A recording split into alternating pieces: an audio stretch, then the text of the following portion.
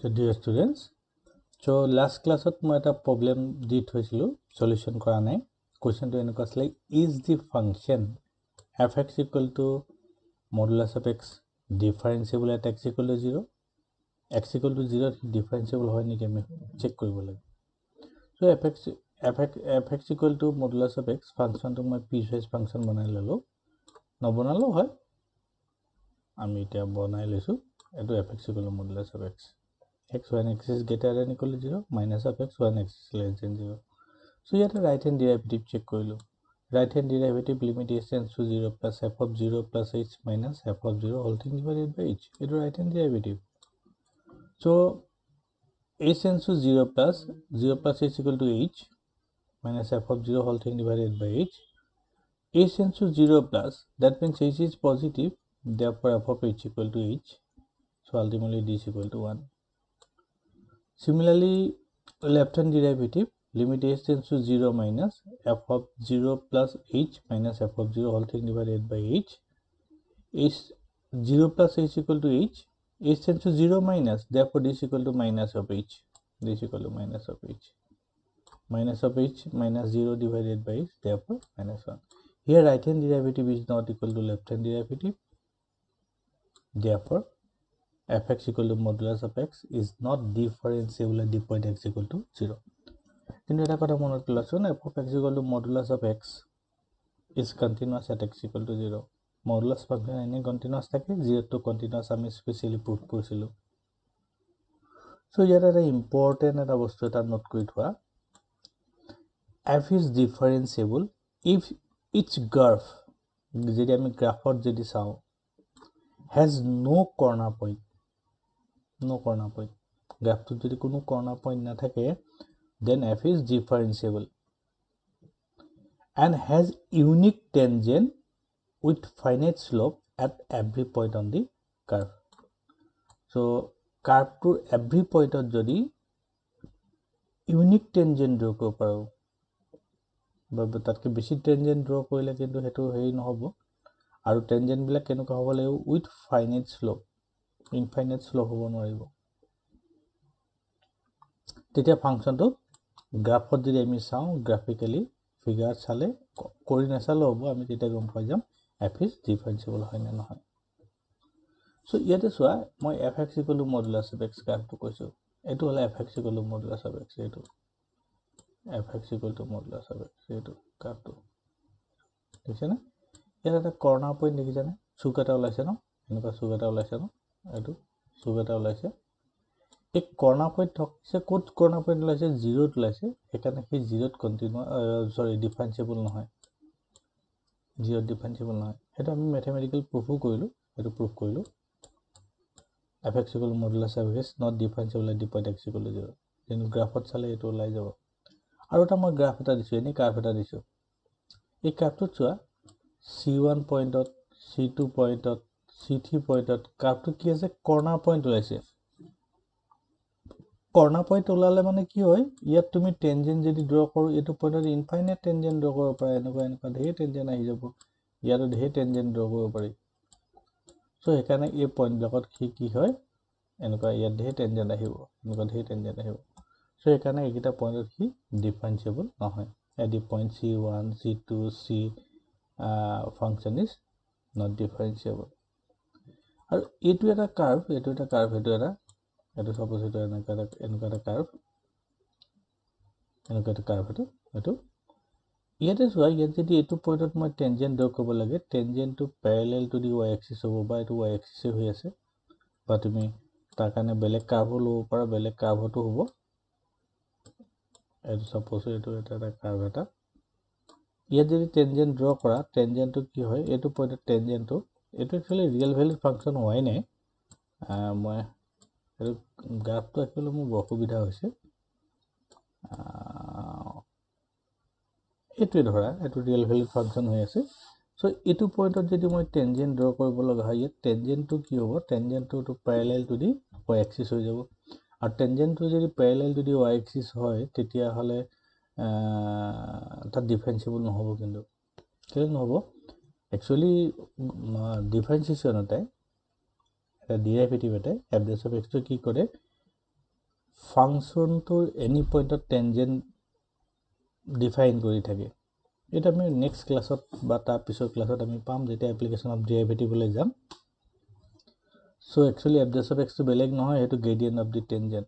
চ' মই আগতে তোমাক কৈছোঁ শ্লোপটো ফাইনাইট হ'ব লাগে উইথ ফাইনাইট শ্লোপ, মানে ফাইনাইট গ্ৰেডিয়েণ্ট হ'ব লাগে।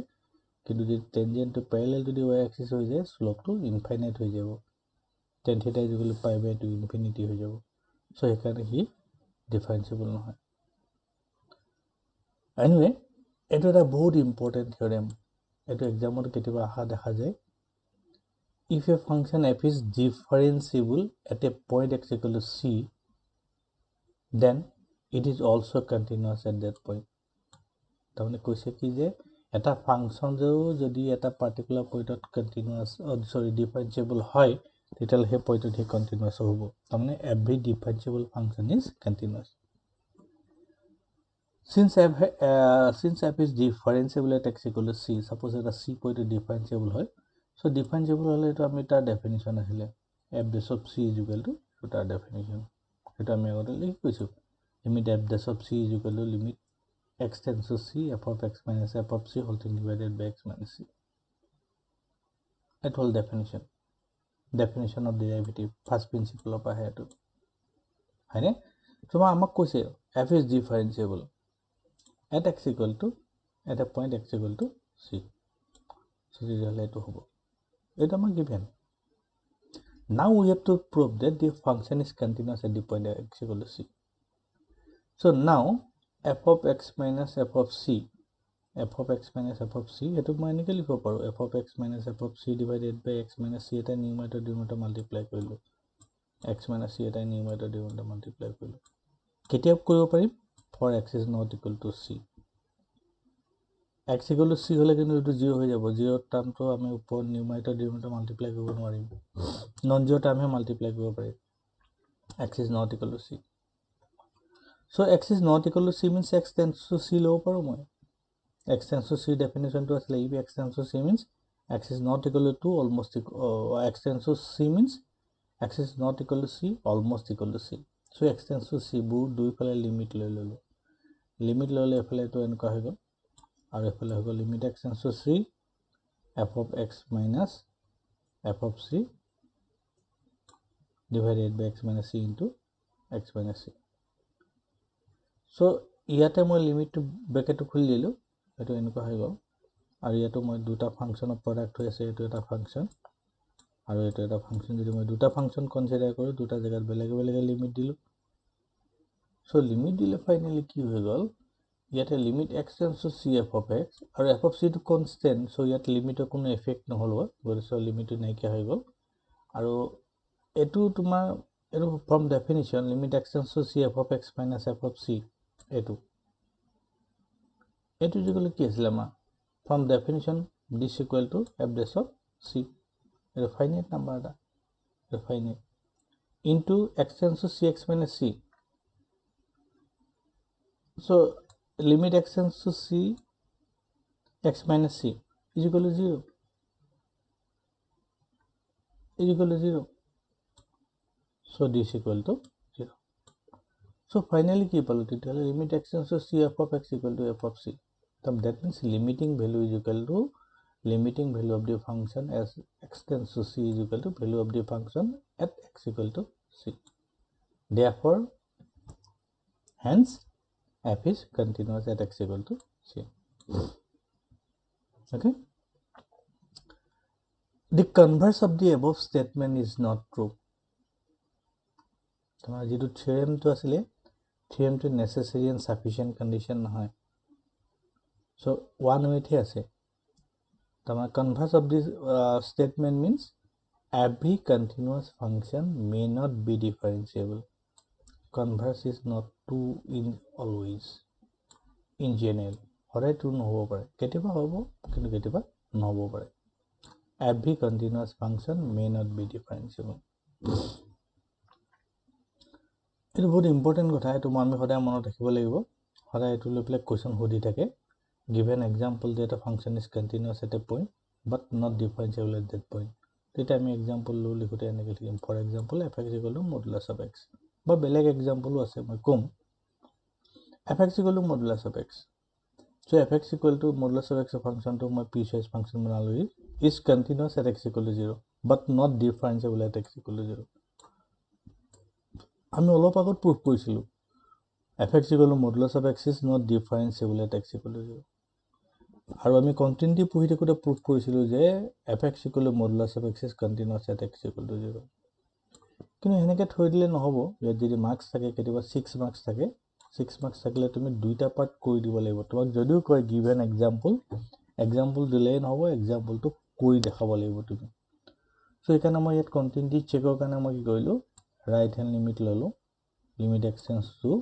0 plus f of x limit x tends to 0 plus is equal to x is equal to 0 limit x tends to 0 minus is equal to 0 value of the function is 0 right hand limit 0 left hand limit is 0 value of the function 0 since right hand limit is equal to left hand limit is equal to value of the function therefore function is continuous at x equal to 0 এটা continuity তো আমি লিখিছিলো next differentiability check কৰিব কাৰণে কৰিব লাগিব কি right hand derivative উলালো limit h tends to 0 plus f of 0 plus h minus এটো অলপ আগত আমি কৰিছিলো সো ইয়াত right hand limit 1 left hand limit 2 তেনেকে তুমি যদি আমি left hand derivative উলাও left hand will be minus 1 so here right hand derivative is not equal to left hand derivative at the point x equal to 0 therefore f is not differentiable at x equal to 0 therefore f is not differentiable at x equal to 0 that is every continuous function may not be differentiable here বহুত example আছে for example fx equal to modulus of modulus of x plus 1 fx equal to modulus of x minus 1 fx equal to modulus of x minus 2 fx equal to modulus of this so এনেকুৱা যিমানেই function লিখা fx equal to modulus of কিবা এটা তুমি function দেখাই দিও লিখি দিবা this is not differentiable at the critical point মানে ইয়াত critical point কি here critical point minus 1 therefore this is continuous at x equal to minus 1 but not differentiable at x equal to minus 1 here critical point ki here critical point 1 therefore continuous at x equal to 1 but not differentiable at x equal to 1 here critical point 2 therefore continuous at x equal to 2 continuous function modulus function continuous always continuous but special case to moi koisu continuous so always continuous everywhere